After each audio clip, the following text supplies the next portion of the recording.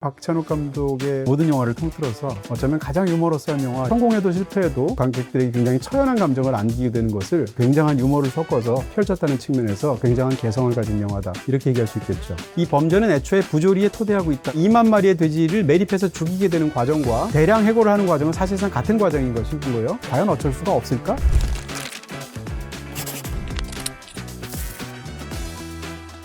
안녕하세요, 영화평론가 이동진입니다. 지금 이 영화 시간에서 집중적으로 다룰 오늘의 영화는 바로 어쩔 수가 없다라는 작품입니다.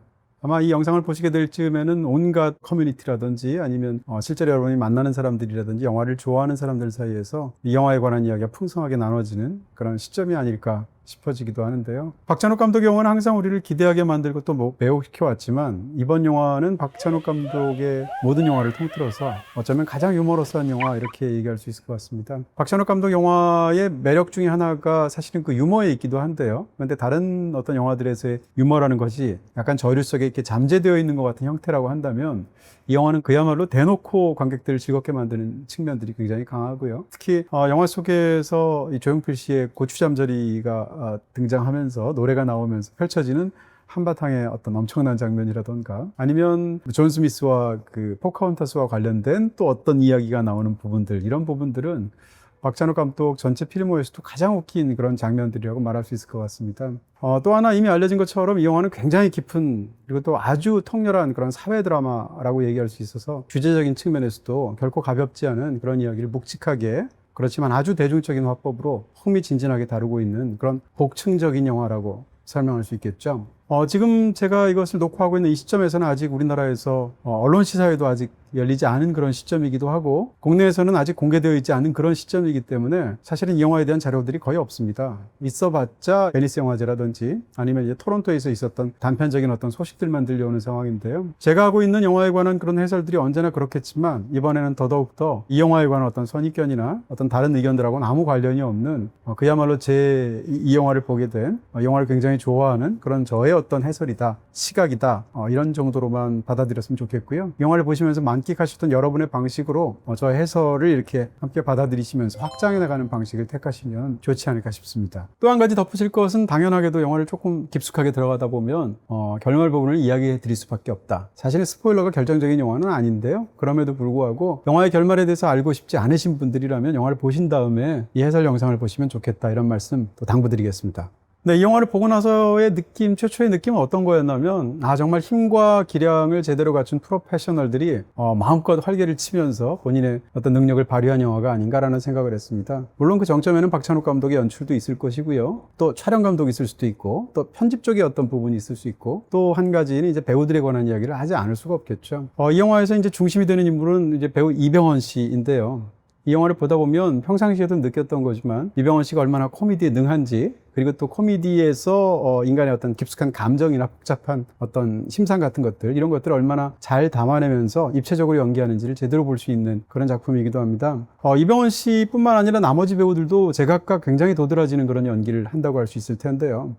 이성민 씨하고 염연아 씨가 커플로 나오게 되는데, 이 두 사람은 그야말로 최상의 콤비를 이뤄내면서 정말 마음껏 드러내는 스타일의 연기를 하고 있습니다. 그런 측면에서 영화에서 가장 두드러진 커플처럼 보이기도 하고, 어떻게 약간 농담처럼 말한다면 대환장 콜라보라고 할까요? 이런 걸 보여주는, 제대로 관객의 마음을 훔쳐가는 그런 커플로서 눈부신 모습을 보였죠. 박희순 씨 같은 경우에는 굉장히 감정이라든지 상황의 진폭이 큰 인물을 정말 제대로 해냈다라는 생각이 들고요. 손예진 씨는 애초에 이 캐릭터에 담겨 있을 것 같은 그런 그 양과 질감이라는 측면에서도 훨씬 더 스스로 부피와 어떤 그런 또 위력을 키워내는 그런 또 다른 중심으로서 역할을 해낸 것 같습니다. 그리고 차승원 씨는 등장하는 순간에 잠깐만 보아도 이 인물이 어떤 인물인지를 제대로 각인시키는 그런 연기를 하고 있죠. 하지만 연기에 관한 부분이라든지 기타 부분들은 사실 여러분 제각각의 방법으로 즐기실 테니까 지금부터는 이 영화의 어떤 깊숙한 내면 속으로 한번, 속내 속으로 한번 들어가서 해설을 해드리도록 하겠습니다. 이 영화의 시작은 여러분이 보신 것처럼 주인공이 모든 것을 다 이룬 것 같은, 심지어는 대사로도 그런 말을 하게 되는데요. 상황은 이제 자기 집에서, 그런 전원주택 같은 집의 마당에서 아내가 생일을 맞았습니다. 생일 파티를 하고 있는데, 거기다가 회사에서 일 잘한다고 장어까지 세트로 선물을 보내온 상황입니다. 이렇게 해서 그 장어 장어를 직접 구우면서 또 때는 이제 막 가을이 다가오는 시기라서 공기도 너무 좋고요. 마치 지금 같겠죠. 지금도 약간 이 파이아키아의 옥상에서 촬영을 하고 있는데요. 마찬가지로 그런 굉장히 기분 좋은 환경 속에서 가족들과 함께 장어를 구워 먹으면서 다 이루었다라고 하고 또 개 2마리까지 포함해서 6가족이 서로 한꺼번에 이렇게 둥글게 포옹을 하고 있고 그런 상황에서 이 영화의 오프닝이 끝나게 됩니다. 다시 말하면 이미 오프닝에서 주인공은 한 명의 소시민이자 한 명의 어떤 가장이자 한 명의 가족의 구성원으로서 직업인으로서 완벽하게 자기의 어떤 정점에 올라 있는 그런 만족스러운 상태인데요. 시작이 이렇다 보니까 이후의 과정은 사실 그야말로 전락의 과정을 보여주고 있다 이렇게 볼 수도 있습니다. 처음에 다 이루어진 과정 속에서 어떻게 보면 스스로가 만들어낸 낙원의 한 복판에 있는 것인데요. 그렇게 본다면 이 영화 전체의 이야기는 사실상 그 낙원을 상실한 사람의 사투를 보여주는 영화? 그러다 보니까 자기가 분명히 누렸던 낙원을 다시 한번 복원시키고 싶어서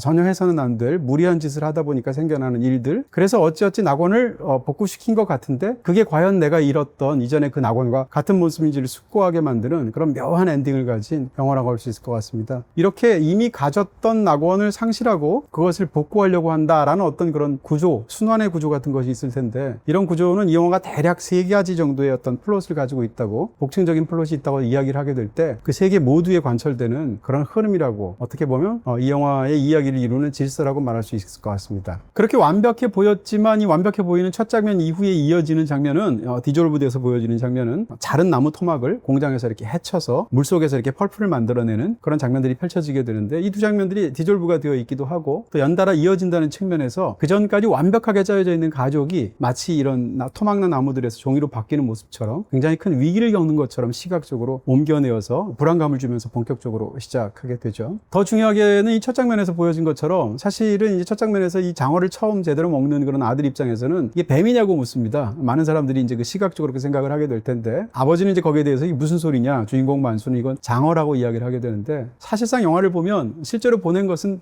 장어이지만 의미적으로 본다면 사실상 회사에서는 뱀을 보냈다고 볼 수 있습니다. 실제로 그로부터 몇십 분이 지나게 되면 산에서 주인공이 뱀에 물리는 일까지 벌어지게 되는데, 이런 식으로 장어인 줄 보였던 뱀, 선물인 줄 보였던 사실은 해고의 통지로서의 어떤 그런 전원 같은 것이 담겨 있었던 것이 바로 그 장어였던 것이죠. 이 영화에 대해서는 이미 짧은 시놉시스나 뭐 이런 걸 통해서 잘 알려져 있듯이, 또 이 영화를 보신 분들이라면 너무 잘 알듯이 영화는 노동 영화라고 말할 수 있고 또 사회 드라마라고 이야기할 수 있겠죠. 전 세계 어느 사회에서나 굉장히 초미의 관심사가 되어 있고 항상 문제가 되는 구조 조정으로 인한 대량 해고라는 어떤 그런 소재를 다루고 있죠. 대량 해고라는 것 자체는 어떤 경제적인 시스템의 문제일 텐데, 그걸 겪는 사람에게는 정말 그것 자체가 사회적인, 어떻게 보면 죽음을 해당하는 것 같은 그런 굉장히 끔찍한 비극을 가족에 가져오기도 하죠. 바로 그런 측면에서 이 영화가 다루고 있는 소재의 보편성 같은 것이 있지 않을까라고 생각하게도 되는데요. 흥미로운 것은 이 영화의 메인 카피에 그대로 드러나는 이 영화의 전제입니다. 애초에 이 영화가 이제 원작 소설이 있는데요. 국내에서도 거의 한 20여 년 전에 나오게 되었던 도널드 웨스트레이크라는 사람의 X, 도끼라는 제목의 소설입니다. 근데 그 소설에도 전제되어 있는 것처럼 이 영화에서는 이제 그 사실을 바꾸어서 스토리를 좀 더 간략하게 각색을 하면서 내건 메인 카피가 어떤 건가 하면 사람은 넷, 자리는 하나라는 것입니다. 근데 사람은 넷, 자리는 하나라는 것 속에서 전제되어 있는 것은 기본적으로 이 영화 속에서의 주인공인 만수가 갖고 있는 세상을 바라보는 제로섬적인 시각이다라는 것을 먼저 전제할 수 있습니다. 무슨 얘기인가 하면, 만약에 자리가 하나가 밖에 없고 사람이 넷이라고 하고 거기에 누군가가 들어가야 한다면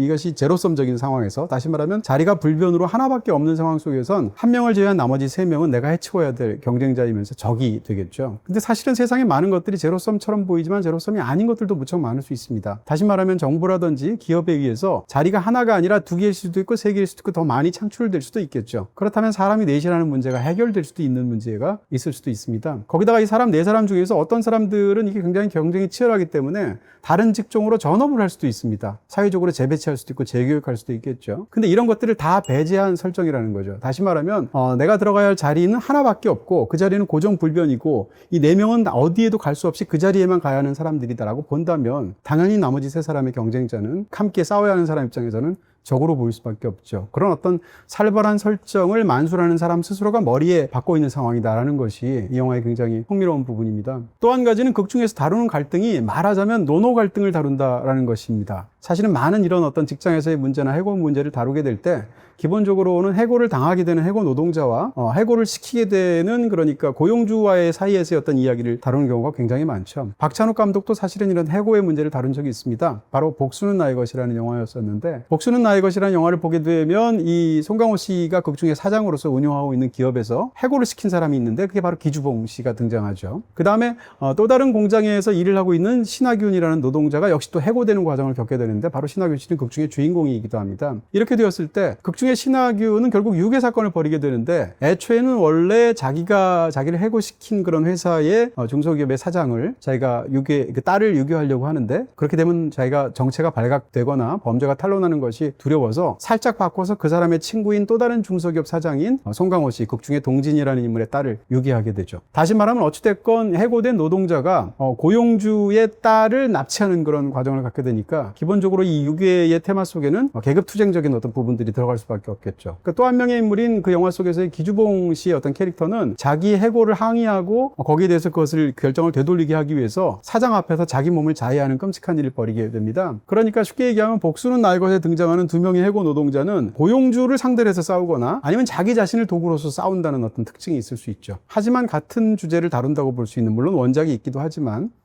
지금 여러분이 보신 어쩔 수가 없다라는 영화는 사실은 그렇지 않다고 얘기할 수 있습니다. 영화 속에서 주로 싸우게 되는 것들은 한 자리를 놓고 경쟁해야 되는 또 다른 해고 노동자 혹은 지금 그 자리를 차지하고 있는 노동자인 것입니다. 이 영화 속에서 어떻게 보면 이 해고를 본질적으로 낳게 만들었던 그런 고용주가 있을 텐데 영화에서 고용주는 아주 짧게 언급되거나 아니면 아예 나오지 않습니다. 그런 측면에서 어떻게 보면 굉장히 힘든 처지에, 막다른 처지에 몰려있는 그런 노동자들끼리의 다툼과 어떤 끔찍한 범죄를 다룬다는 측면에서 사실상 이 영화가 베니스에서 처음 공개가 되었을 때 많은 외국의 언론들이 환호하면서 기생충과 비교하는 어떤 인상들을 많이 이야기했습니다. 저는 그것이 어떤 면에서는 당연하다고 생각하는데요. 기본적으로 이 영화가 이제 기획된 어떤 시기라든지 아니면 원작이 있다는 걸 감안하면 두 영화 사이의 영향관계라는 건 사실은 성립하지 않죠. 그럼에도 불구하고 기생충이라는 걸출한 또 몇 년 전에 나온 영화가 있었고 또 박찬욱 감독이 이제 내놓게 된 이런 또 다른 뛰어난 영화가 있을 때 이 두 영화 사이에서 보이는 몇몇 공통점을 통해서 한국 영화의 어떤 기류 혹은 두 영화 사이의 가장 뛰어난 부분들에서 어떤 공통점 같은 것을 짚어내려는 시도가 충분히 있을 수 있겠다라는 생각이 들 수 있는 거죠.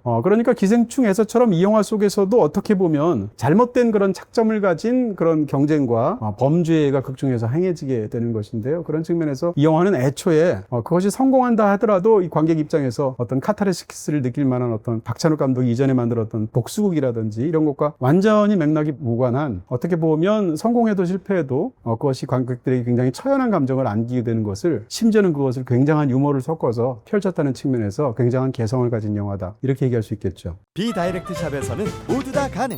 비다샵 가능. 그런데 저한테 더 흥미롭게 느껴지는 것은 애초에 만수가 시도하게 되는 그 살인들은 사실상 그 자체가 굉장히 이상한 토대에 서 있는 그런 점이 있다. 다시 말하면 이 범죄는 애초에 부조리에 토대하고 있다, 이렇게 설명드릴 수 있습니다. 약간 복잡해서 조금 더 설명을 드려야 될 것 같은데, 극중에서는 이제 태평양이라는 회사가 나오기도 하지만 그 회사는 잠깐만 언급되니까 그 회사를 제외하고 얘기하면 모두 4개의 제지 회사가 등장합니다.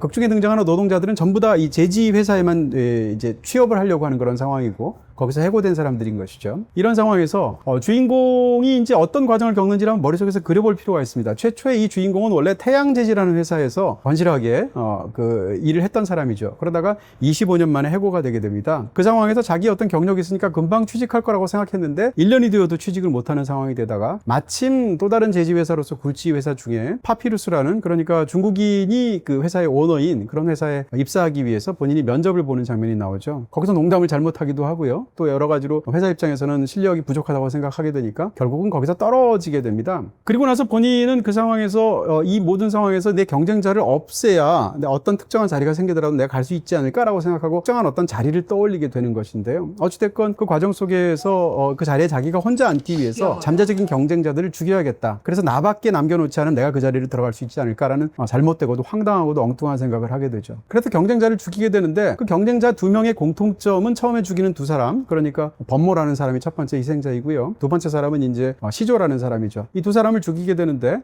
사실은 범모를 직접 죽이진 않죠. 왜냐하면 범모를 죽이는 것은 이 굉장히 우여곡절 끝에 아내가 죽이는 것으로 그렇게 영화 속엔 되어 있으니까요. 근데 어찌됐건 영화 속에서는 그가 이제 애초에 죽이려고 했던 사람인 것인데요. 근데 이 범모와 시조의 공통점은 애초에 파피루스라는 회사에서 한 자리를 놓고 직원을 모집해서 면접을 볼 때 같이 면접을 본 사람들이라는 것입니다. 나중에 영화를 다 보신 사람 입장에서 본다면 그때 입사 성적으로 지원자들 중에서 1등을 한 사람이 바로 범모였었고요. 이성민 씨죠. 그리고 2등을 한 사람이 시조, 그러니까 차승원 씨였죠. 그리고 이 영화의 주인공인 만수라는 인물은 면접에서 떨어진 것으로 되어 있습니다. 그런 상황에서 자기보다 능력이 있는 곳으로 이제 입사 지원 원서 같은 것을 보고 판단하게 된 그는 가상의 회사를 만들죠. 그 회사 이름은 바로 레드페퍼라는 회사인데, 레드페퍼라는 회사를 만든 것은 바로 그 직전에 이 사람만 죽으면 자리가 나지 않을까라고 생각했던 사람이 바로 마지막에 죽이게 되는 박희순 씨가 연기했던 선출이라는 인물이죠. 선출을 죽이려고 할 때 옥상에서 그 사람이 밑에서 전화하고 있는 것에다가 머리에다가 바로 떨어뜨리면 죽을 수 있지 않을까 해서 화분을 들게 되는데, 그 화분이 하필이면 고추를 키우는 화분이었었죠. 그래서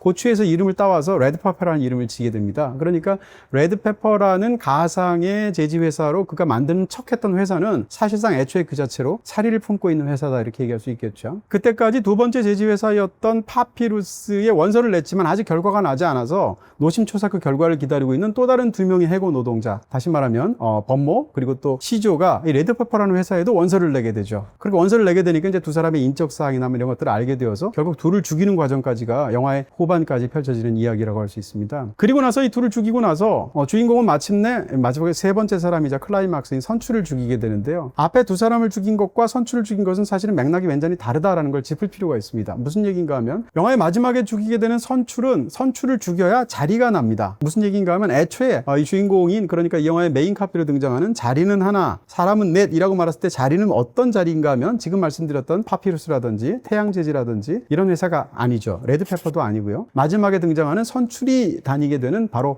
문제지라는 회사인 것입니다. 다시 말하면 지금 멀쩡하게 선출이 일을 하고 있는 어떤 그런 자리가 있는데, 이 자리에서 선출을 죽이게 되면 사람이 없어지니까 자리는 그대로 남아있으니까 내가 들어갈 수 있지 않을까라고 생각하는 거죠. 그러니까 사람이 4명이고 자리가 하나라고 했을 때 그 자리는 바로 지금 말씀드린 것처럼 문제지에서의 그 자리였던 것입니다. 그렇게 본다면 굉장히 흥미로운 것이 선출을 죽여야만 그 자리는 나는 거죠. 애초에 난 자리가 아니니까. 더 흥미로운 것은 그 이전에 미리 죽였던 두 사람은 애초에 문제지의 자리를 원하지도 않은 사람이다라는 생각을 할 수 있습니다. 왜냐하면 그 사람들은 파피루스까지만 원서를 넣고 그 다음에 있지도 않은 회사였던 레드페퍼까지만 넣었다가 자기들이 사실은 파피루스에 붙었다는 것도 모른 채 살해되기 때문이죠. 그리고 문제지라는 회사에서는 애초에 자리가 나지 않았죠. 왜냐하면 선출이 죽기 전이었으니까. 그런 측면에서 이 두 사람은 사실은 죽일 필요가 없는 사람인데도 미래에 자기가 만들 그 자리에 들어올 가능성이 있다는 이유 때문에 죽이는 것이죠. 그러니까 경쟁자를 먼저 다 죽이고 있지도 않은 자리에 있는 사람을 죽여서 그 자리까지 만들어서 본인이 취업하는 과정이죠. 이렇게 본다면 이 범행이 얼마나 이상하게도 꼬여져 있는 그런 부조리한 상황인가, 이게 왜 이루어진다 할지라도 그것 자체가 궁극의 해법을 가져올 수 없는 것인가에 대한 굉장히 흥미롭고 뒤틀린 아이러니가 이 애초에 설정에 담겨 있다, 이걸 설명드릴 수 있습니다. 네, 지금까지 여러분께 말씀드렸던 어떤 이런 노동 영화로서의 부분, 사회 드라마로서의 부분은 이 영화에서 가장 겉으로 드러난 부분입니다. 그러면서 가장 힘주어서 이렇게 강력하게 각인되어 있는 그런 이야기라고 할 수 있고요. 메인 스토리겠죠. 근데 이 스토리 못지않게 밑에 또 다른 층위의 두 가지 정도의 이야기가 더 흐르고 있다, 이렇게 볼 수 있겠죠. 바로 하나는 주인공의 가족에 관한 이야기다라고 볼 수 있습니다. 그러니까 이 영화 속에서 등장하는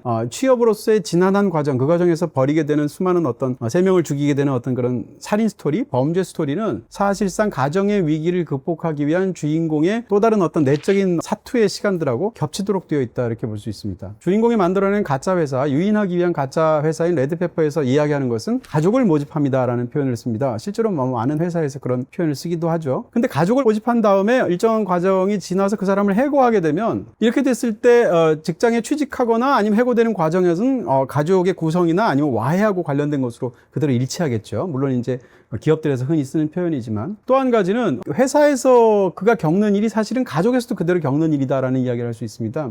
만수가 이제 자기가 회사에서 해고됐기 때문에 취업을 해야 되는 상황을 가족한테 알립니다. 그러니까 굉장히 굳건하면서 건실하면서 생활력이 강한 아내인 미리가 어떤 이야기를 하게 되냐면 이제는 우리 집도 마찬가지야. 이 많은 식구들을 우리가 다 먹여 살릴 수가 없어 라고 선언합니다. 그러면서 식구에 해당하는, 그 중에서도 가장 내보내기 쉬운 두 마리의 개를 지칭을 해서 이제 친정에 보내는 과정이 중간에 나오게 되는데요. 다시 말하면 말하면 이 많은 식구를 먹일 수가 없다면서 두 마리의 개를 내보내는 과정은 기업으로 바꾸게 되면 구조조정을 통해서 두 명을 해고한 과정하고 똑같습니다. 그런 측면에서 본다면 사실상 이 집에서 벌어지는 일들은 회사에서 벌어지는 하고 기본적으로 동격으로 이루어지고 있다 이렇게 볼 수가 있겠죠. 그러니까 이 영화에서 굉장히 흥미로운 것은 사실은 주인공은 자신이 취업을 하기 위해서 자리를 얻어내기 위해서 사람을 죽이면서까지 범죄 이야기를 계속 펼쳐나가게 되는데 사실은 그 못지않게 주인공은 굉장히 위태로운 이 가정을 그대로 유지하기 위해서 버리게 된다라는 것이 사실상 바로 이 겉과 속의 관계로 두 이야기가 같이 가고 있다는 것이 무척 흥미롭고 사실상 이 영화에서 가장 재밌는 지점이 아닌가 싶습니다. 그렇게 본다면 경쟁자를 죽이는 과정은 이 가정에도 굉장히 큰 영향을 주게 됩니다. 제일 먼저 죽이는 사람 바로 범모에 관한 부분들이 영화에 등장하는데요. 범모를 죽이게 될 때 제대로 죽이고 알리바이를 만들어내기 위해서 계속 관찰을 합니다. 근데 이전에 바로 직전 작품인 헤어질 결심에서도 그런 어떤 모티브가 있었던 것처럼 누군가를 계속 관찰하게 되면 그 사람을 이해하게 되고 그 사람을 사랑하게 되는 것이죠. 이런 측면에서 자기가 죽여야 될 사람이 이제 또 다른 경쟁자인 범모라는 사람인데 그 사람을 보면서 그 사람의 생활 속에서 어떻게 보면 자기의 부부관계나 가족관계를 계속 투영해서 보는 일들이 영화 속에서 펼쳐집니다. 가만히 보다 보니까 범모와 그 아내인 아라는 굉장히 사랑하는 그런 부부임에도 불구하고 해고 때문에 이 두 사람 사이에서 굉장히 부부간의 위기가 생기게 되고 심지어는 아내는 그로부터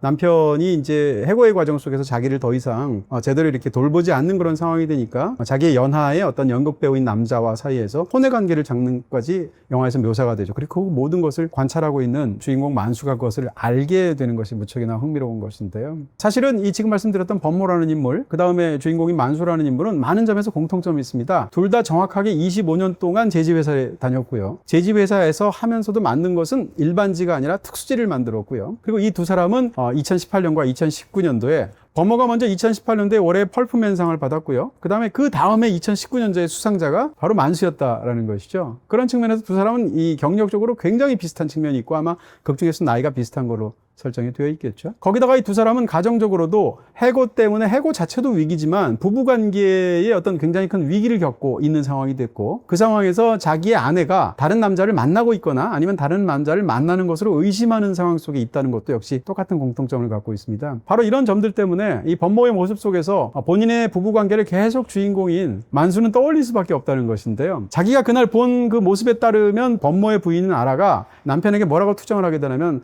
당신은 제지기기를 다룰 때도 그렇지 않느냐, 기기에는 윤활유가 필요하다라는 이야기를 하면서 나한테 윤활유를 좀 달라라는 이야기를 하고 남편한테 또 무슨 얘기를 하냐면 아니 왜 꼭 제지 공장에 꼭 그 취직을 하려고 하느냐, 그거 말고 당신은 음악도 좋아하고 하니까 우리 아버지가 돈 좀 대준다니까 카페를 하면 어떠느냐, 거기서 음악 틀면 좋지 않느냐라는 이야기를 하게 되는데 남편은 거기에 대해서 범모는 무엇이라고 얘기하냐면 나는 어쩔 수가 없고 나는 종이밥을 먹고 살아야 하는 사람이다 라는 식의 답변을 하게 되죠. 그 모든 것을 관찰했던 주인공은 집에 가서 똑같은 이야기를 하게 됩니다. 아내한테 뭐라고 하냐면 갑자기 새삼스럽게 아내가 신경이 쓰여서 미리한테 내가 너무 요즘 이 취직하기 위한 과정 면접 보러 다니라고 바빠서 당신도 윤활유가 좀 필요한데 내가 좀 미안해 라는 식으로 이야기를 한다던가. 왜냐하면 법무의 사례를 봤으니까. 그 다음에 또 아내가 그 얘기를 듣고 나니까 아니 당신은 왜 꼭 제지회사에 취직하려고 그래, 당신은 워낙 식물을 좋아하니까 원예 같은 일을 할 수도 있지 않아? 라고 마치 아라처럼 미리가 이야기를 할 때도 역시 똑같은 말을 하죠. 나는 종이밥밖에 먹는 사람이 아니고 이 일밖에 다른 일을 할 수가 없다라는 식으로 똑같이 대답을 하게 됩니다. 왜냐하면 자기가 봤기 때문에 그 얘기를 고스란히 하게 되는 것인데,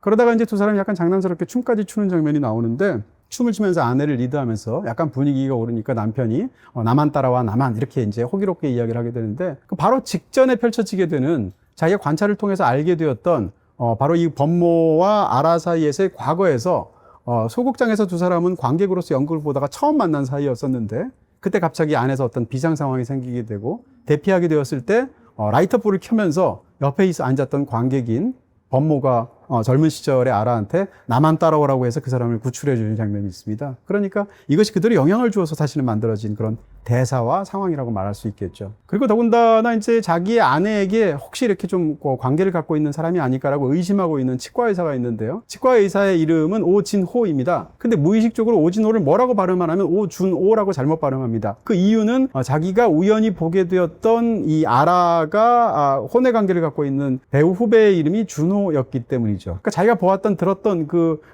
혼외 관계의 남자 이름이 준호니까 자기가 알고 있는 혼외 관계로 아내와 관계를 갖고 있지 않을까라고 생각하는 남자 이름인 진호를 갈아치운 거죠. 그렇게 해서 잘못 발음을 하게 되는 건데 지금 말씀드린 것 같이 끊임없이 자기가 보고 있는 살해 대상자로부터 영향을 받아서 자기의 삶을 어떻게든 자기의 아내와의 관계를 어떻게든 다시 한번 성립시켜 보려고 하는, 다시 잘 만들어 보려고 하는 주인공의 사투가 동시에 펼쳐진다, 이렇게 볼 수가 있겠죠. 두 번째로 죽이게 되는 것은 차승원 씨가 연기하는 시조라는 인물이죠. 근데 시조라는 인물은 극 중에서 딸과의 관계로 묘사가 됩니다. 실업자이면서 지금은 약간 이제 구두를 파는 곳에서 매니저로 일을 하고 있는 것 같은데요. 잠깐 등장하게 되는 그 딸과의 관계를 보면 딸을 너무너무 사랑하고 딸과의 관계가 굉장히 좋은 곳으로 극 중에서 묘사가 되죠. 근데 이 영화 속에서 이 딸에 대해서 구체적으로 묘사하지는 않지만 만수의 딸인 그 딸인 리원과 만수의 관계가 그렇게 쉽지 않은 것으로 극 중에 묘사되는 것을 우리가 알 수 있습니다. 이 딸이 어떤 상태인지 정확하게 묘사하고 있지 않지만 굉장히 힘든 관계를 어떤 아버지가 겪고 있다는 것을 보여주고 있는데요. 딸은 그렇게 첼로를 연주하면서 어떤 굉장한 능력을 갖고 있는, 재능을 갖고 있음에도 불구하고 부모 앞에서는 한 번도 제대로 연주를 하지 않는 그런 모습을 갖고 있기도 하죠. 어쨌건 이런 과정 속에서 딸과 굉장히 어려움을 겪는데 자기랑 똑같은 실업자 신세이고 경쟁자이고 죽여야 될 상대인 시조는 딸과의 어떤 특정한 관계를 보여주기 때문에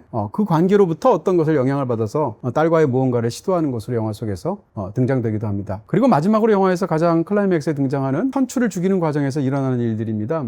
흥미로운 것은 이 세 사람을 죽이게 될 때 첫 번째 범모를 직접 죽인 것은 아니지만 어찌됐건 이 범모를 죽일 때는 자기 자신을 끝까지 위장합니다. 그러니까 죽이는 순간조차 상대는 자기를 이 아내의 불륜 상대인 준호로 착각하고 있는 상황에서 날 이렇게 착각하고 있구나라고 하니까 준호인 척 연기하면서 상대를 죽이려고 하죠. 그리고 또 애초에 그 아내의 그 현장을 이 남자가 보는 것이 너무 참혹하니까 관찰을 하면서 그것을 못 보게 하기 위해서 전화를 하는데 전화를 할 때는 또 역시 속여가지고 자기를 마치 레드페퍼의 인사부장인 것처럼 속여서 전화를 하는 장면이 있습니다. 그러니까 첫 번째 살인을 저지를 때만 해도 그는 너무 서투르기도 하고 자기 자신을 전혀 드러내지 않고 또 다른 인물로 위장하면서 결국은 살인에 이르게 된다라는 것인데요. 이러다가 두 번째 인물을 만나게 되면 자기가 누구인지 이름을 밝히지는 않습니다. 그렇지만 시조를 처음 만났음에도 불구하고 거기에 대해서 자기가 딸이 있다라는 사실을 이야기하고 딸 때문에 뭔가 딸이 재능이 너무 좋아서 첼로를 사줘야 하는데 첼로 값이 5천만 원이나 되다 보니까 사줄 수가 없기 때문에 그냥 상대적으로 훨씬 더 저렴한 구두라도 사주려고 한다라는 자기의 내면을 고스란히 털어놓습니다. 그리고 자기도 해고 노동자라는 이야기까지 하게 되면서 두 사람 사이에는 사실상 마음이 오가는 장면이 있는 것인데요. 그러니까 자기가 누구인지 직접적으로 고유명사를 이야기하진 않았음에도 불구하고 자기의 처지를 두 번째 사람한테는 고백한다라는 것이죠. 이러다가 마지막 세 번째 죽이게 되는 선출에 이르게 되면 자기가 태양제지를 다녔다는 거, 거기서 해고됐다는 거, 그리고 어떤 경력을 가진 이름이 무엇이라는 것까지 다 만수가 직접 그 앞에서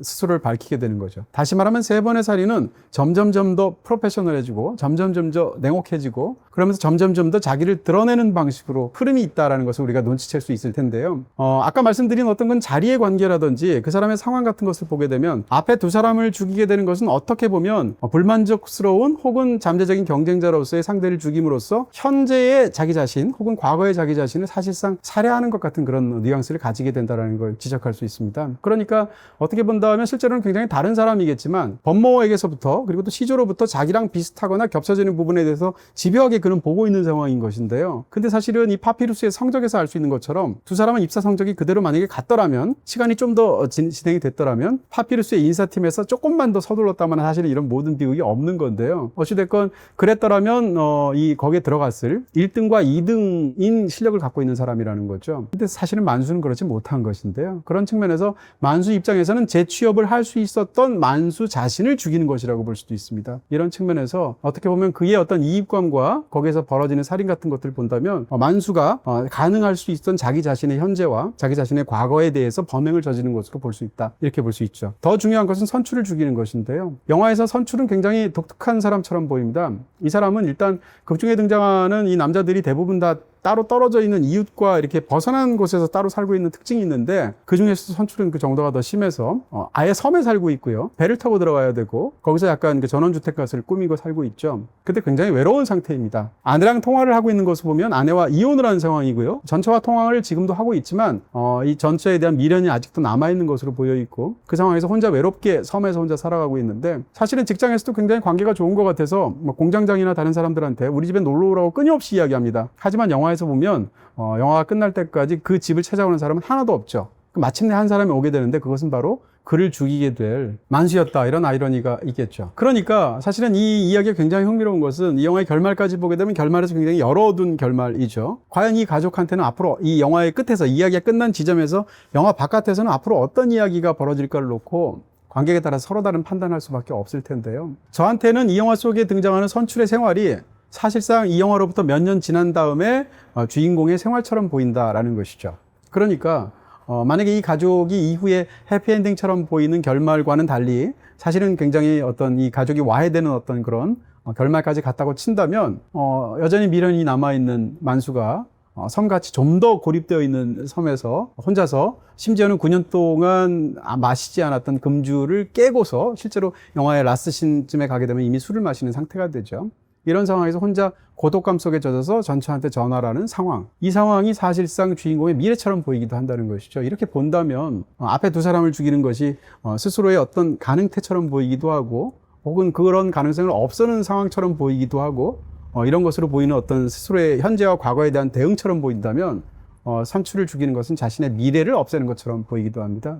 그렇게 본다면 이야기는 훨씬 더 참혹하게 다가올 텐데요. 5초 안에 TV 셋톱박스를 찾아보세요. 5, 4, 3, 2, 1. 정답은 TV 뒤. 감쪽같이 숨어있죠? 선 없이 더 깔끔하게. 어디서든 자유롭게. SK 브로드밴드의 초소형 셋톱박스 스마트 3 미니. 지금 SK 브로드밴드 기가 인터넷과 BTV를 신규 가입하면 이동식 TV까지 무료. 이것이 바로 BTV 무빙. 비다이렉트 샵에서는 모두 다 가능. 비다샵 가능. 그리고 이 영화의 층위를 약간 좀 분석적으로 말한다면 세 번째 층위에 대해서도 말할 수 있습니다. 그러니까 하나는 해고와 관련되는 범죄 스토리, 또 한 가지는 이제 가족과의 어떤 관련된 이야기, 나머지 하나는 집과 관련된 이야기가 있다고 볼 수 있습니다. 이 집과 관련된 이야기에는 상대적으로 그 안에 역사가 들어가거나 세월이 들어갑니다. 그러면서 이야기가 훨씬 더 확장이 되는 그런 느낌까지 있게 되는데요. 이 세 가지의 어떤 그 층위 중에서 가장 모호하면서도 어떻게 보면 보는 사람에 따라서 가장 마음껏 그 이야기들을 본인 나름의 방식으로 받아들일 수 있는 부분이 있지 않을까 생각이 드는 것이죠. 바로 집과 아버지에 관련된 이야기인데요. 주인공은 굉장히 독특한 그런 아주 보기 좋아 보이는 그런 전원주택에서 경기도에서 살고 있습니다. 근데 이 전원주택은 사실은 아버지의 집이었습니다. 아버지는 사실상 꽤 재산이 있는 굉장히 많은 돼지들을 사육하고 있는 그런 돼지 농장의 주인이었던 것으로 보이고요. 그런 과정 속에서 주인공인 만수가 어렸을 때, 그러니까 9살 때 아버지한테 무슨 일이 있었습니다. 그때 있었던 일은 추론을 해보게 되면 아버지가 키우고 있는 2만 마리에 해당하는 돼지들을 산채로 매립해서 죽였던 일들이 있죠. 아마 전염병과 관련되어서 죽일 수밖에 없었던 그런 집단 폐사했던 어떤 일하고 관련이 있을 것이고요. 또 아버지가 거기다가 월남전 참전 용사입니다. 이런 상황 속에서 월남전에서 겪었던 어떤 일들에 대한 트라우마가 아버지가 있는 것으로 살짝 암시되는 부분 같은 게 있죠. 그런 측면에서 본다면 아버지가 이런 일들을 겪고 나서 얘가 9살 때 창고에서 스스로 이제 목숨을 끊는 어떤 비극적인 일이 생기게 되죠. 아버지가 이렇게 죽게 되니까 집은 아마 풍비박산이 되었을 것이고 그 집은 팔 수밖에 없었겠죠. 그 이후로 주인공은 9살 때부터 10달마다 한 번씩 집을 이사를 다녀야 됐다라고 이제 자기의 고단한 과거에 대해서 얘기하는 부분이 살짝 나오게 되는데요. 그러다가 만수는 세월이 오랜 세월이 흘러서 그 집에 대해서 한을 맺혀 있는 상태이고 어릴 적 어떻게 보면 추억과 비극이 함께 담겨 있는 집이죠. 그 집을 미리와 결혼을 하게 되고 건실하게 직장인으로서 일을 하게 되고 그러다가 마침내 몇 년 전에 이 집을 드디어 다시 사게 되는 것입니다. 다시 말하면 아버지의 집을 성공한 아들이 다시 사게 되는 어떤 구조를 갖게 되는데요. 사자마자 그가 한 것은 창고를 없앱니다. 그리고 그 자리에 온실을 만들죠. 창고를 없애는 이유는 창고에서 아버지가 세상을 떠났기 때문입니다. 그러니까 그 죽음의 흔적을 없애고 거기다가 삶의 흔적이라고 자기가 생각하는 너무 좋아하는 식물들을 갖고 와서 원예의 일들을 온실 속에서 하게 되는 것이죠. 이런 과정 속에서 그 집은 아버지와 함께 자기가 누렸던 굉장히 짧았던 과거로 자기 스스로가 복귀하는 의미가 있습니다. 제가 아까 말씀드린 것처럼 이 영화는 기본적으로 낙원을 갖고 있는 사람이 낙원을 상실하는 그 과정 속에서 벌어지는 일들, 그러다가 다시 그 낙원을 복구하는 과정 속에서 일어나는 어떤 그런 사이클들을 계속 영화가 갖고 있다고 얘기할 수 있을 텐데요. 영화가 끝날 때쯤에 이르게 되면 예를 들어서 이전에 살던 집보다 훨씬 더 좋은 새 집을 얻는다거나 아니면 이전에 굉장히 무덤덤한 관계였던 사람을 벗어나서 진짜 가슴이 뛰는 또 다른 사랑을 만난다거나 아니면 이전 직장보다도 훨씬 더 훌륭한 직장 같은 혹은 또 다른 직종에 취직해서 더 큰 성공을 누린다거나 하는 이야기를 다루는 게 아니라는 것이죠. 자기는 이미 자족한 어떤 완벽한 어떤 상태의 집, 상태의 가족, 혹은 상태의 직업이 있었다고 생각하는 사람이 그것을 상실했다가 그것을 다시 복구하는 과정을 다룬다는 측면에서 기본적으로 낙원이 전제되어 있는데 그게 과연 진짜 낙원이었을까라는 생각이 있을 수 있고요. 어쨌든 그 낙원을 상실한 사람 입장에서 이 신락원의 상태로부터 복락원의 상태로 가기 위해서 벌이는 한바탕의 이야기들이 굉장히 블랙 코미디적으로 굉장히 비극적으로 펼쳐지는 게 이 영화의 시소리다 이렇게 얘기할 수가 있겠죠. 그렇게 본다면 이 집에 있었을 때 아버지 이야기도 굉장히 묘하게 보이겠죠. 아버지는 베트남전에 참전을 했는데 참전하는 과정 속에서 습득하게 된 북한제 권총을 갖고 있습니다. 그 권총을 갖고 있었던 이유는 아버지가 생사의 갈림길에서 죽였던 그 베트남 병사가 갖고 있었던 것이 또 북한제 총이었다는 것인데요. 그걸 습득해서 당국에 신고하지 않고 아버지는 그것을 몰래 간직하고 있었던 것이죠. 그리고 바로 아버지가 갖고 있었던 그 권총을 이 세 명의 사람들을 죽이는 살해의 도구로 만수가 사용하게 된다는 것인데요. 다시 말하면 만수가 자기의 취업 경쟁자인 사람들을 죽일 때 그 죽이는 것은 아버지의 도구를 가지고 죽이게 되죠. 그렇기 때문에 이 아들의 범죄는 아버지에 있었던 그 과거의 어떤 경험들을 고스란히 가져와서 겹치는 의미가 있습니다. 여기 한 가지 이야기가 더 붙게 되는데 그것은 바로 아들의 이야기죠.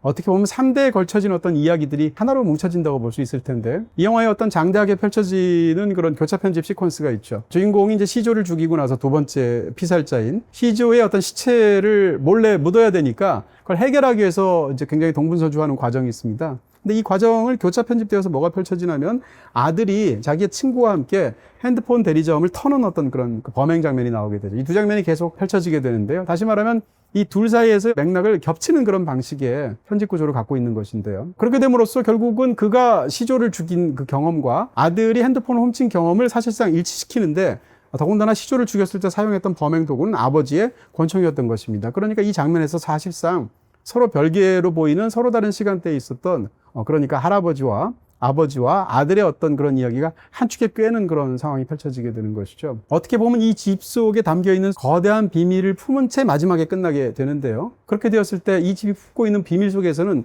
이 세 사람의 3대에 걸친 어떤 그런 이야기들이 겹쳐지게 되어 있고 더군다나 이 모든 것의 시작이 베트남전에 참전했던 할아버지에 관한 이야기인 걸 생각하게 되면 사실상 베트남전에 참전한 그런 결과로 한국이 굉장히 큰 어떤 경제 성장을 이루게 된 것에 대한 부분적인 어떤 도움이 되었던 역사적인 사실이 있겠죠. 이것과 결합한다면 우리가 지금 누리고 있는 번영이라든지 우리가 지금 기록했던 우리 역사의 성장이라든지 이런 것을 이루게 만든 자양분의 어떤 부분에 대한 굉장히 섬뜩한 상상력 같은 것을 사실상 이 영화가 갖고 있다. 이렇게 얘기 드릴 수가 있겠습니다. 이 모든 세 가지 축에 관한 세 가지 플롯에 관한 것을 함축하는 굉장히 강력한 단어가 있다면 그것은 나무일 것입니다. 당연히 이제 원작에서부터 등장했던 제지업계라는 것이 있고요. 특성 자체가 나무를 베어내서 그것을 이제 종이로 만들고 그걸 통해 사람을 고용하고 이런 방식으로 제지업계가 굴러가게 되는 것인데요. 그런데 사실은 나무는 시각적으로 주인공한테도 있습니다. 저는 주인공의 코수염이 사실상 나무에 관한 어떤 은유랑 붙어 있다고 생각이 드는데요. 영화에서 보면 이병헌 씨는 코수염을 기르고 있거나 기르지 않은 모습으로 등장하죠.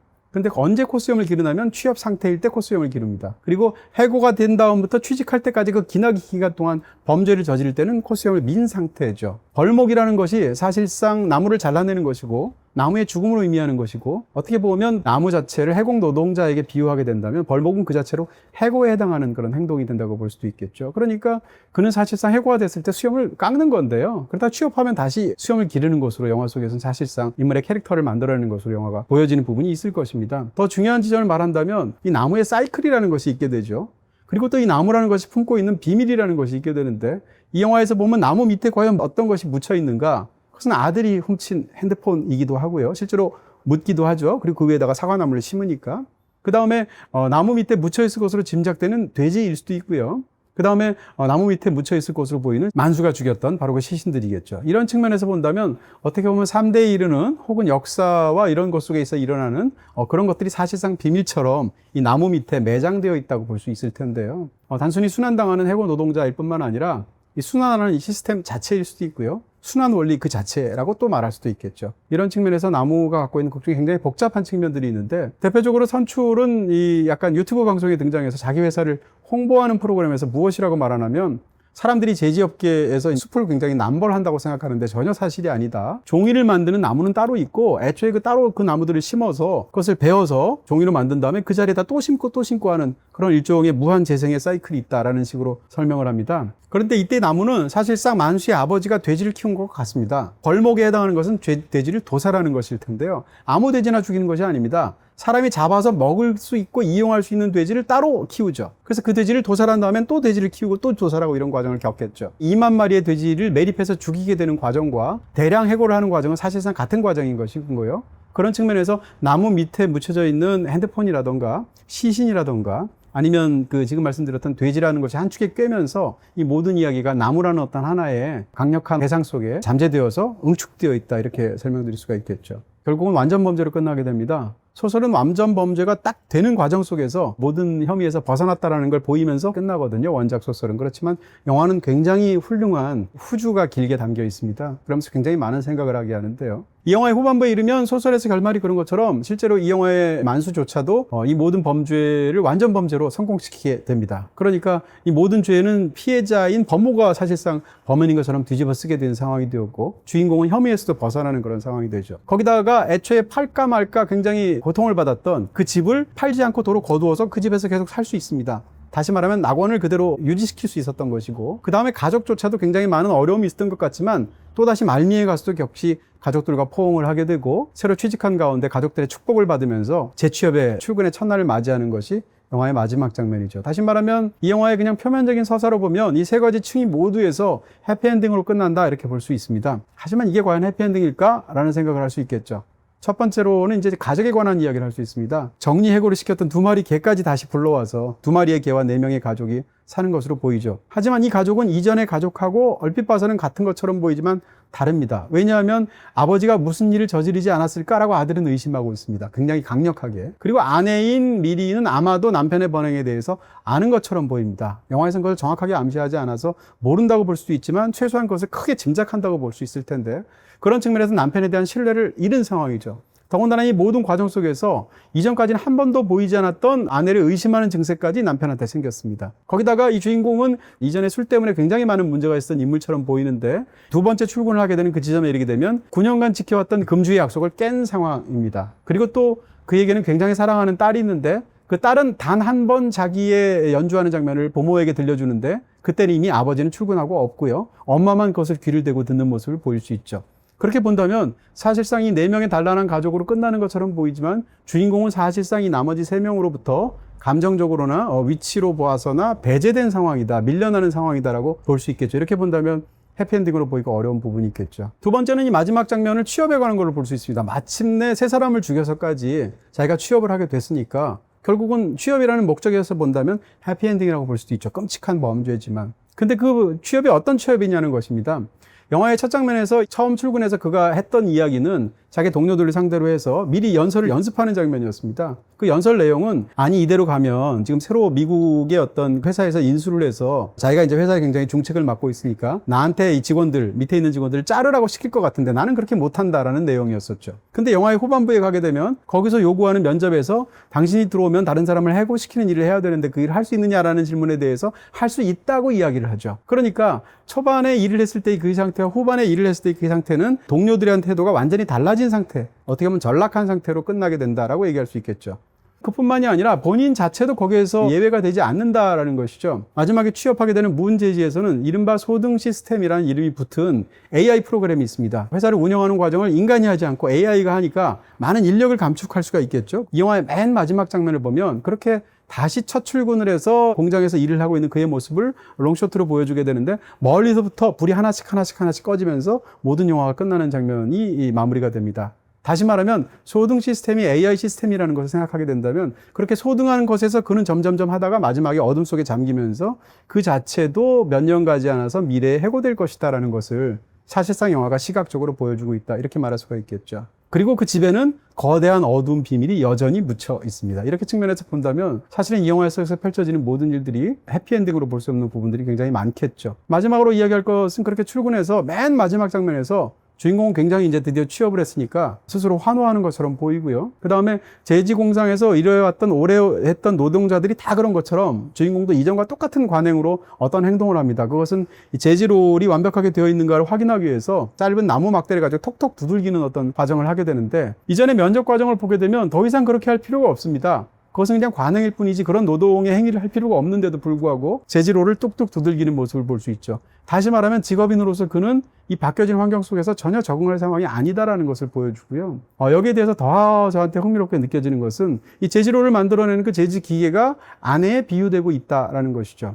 아라가 법무한테 이야기를 할 때면 아니 당신이 제지기계를 만들 때도 그렇지 않느냐, 윤활유가 필요하다라는 이야기를 하게 되죠. 그러니까 아내는 제지기계에 비유되는 것으로서 이미 앞에 나왔던 것인데요. 맨 마지막 순간에 이 모든 일을 겪고도 아내와의 사이에서 아내를 의심하기도 하고 아내가 자기를 의심하기도 하죠. 아내가 혹시 다른 남자를 만나지 않을까? 반대로 아내는 남편이 사람을 죽이지 않았을까? 의심하게 되는데 그 끝에서 어찌 포옹까지 했음에도 불구하고 마지막 순간이 되면 아내에 해당하게 되는 것으로 은유되는 제지기계를 이전하고 똑같이 톡톡 두드리면서 끝난다는 것이죠. 다시 말하면 그는 여기서 아무런 교훈을 얻지 못했던 것이고요. 아내한테도 똑같이 대하는, 다시 말하면 이 가정을 훨씬 더 나은 단계로, 이 부부관계를 더 나은 쪽으로 발전시킬 만한 그런 의지도 능력도 없는 것으로 보여주고 있다. 이렇게 말씀드릴 수 있겠습니다. 이 영화의 제목은 어쩔 수가 없다라는 제목이 붙어 있습니다. 어쩔 수가 없다라고 믿는 사람, 어쩔 수가 없다라고 믿는 시스템, 그것이 노동자이든 고용주든 아니면 그 사회를 굴러가게 하던 어떤 리더이든 이런 사람들이 극중에서 계속 이야기들을 하고 있는 것으로 보여지게 되는데요.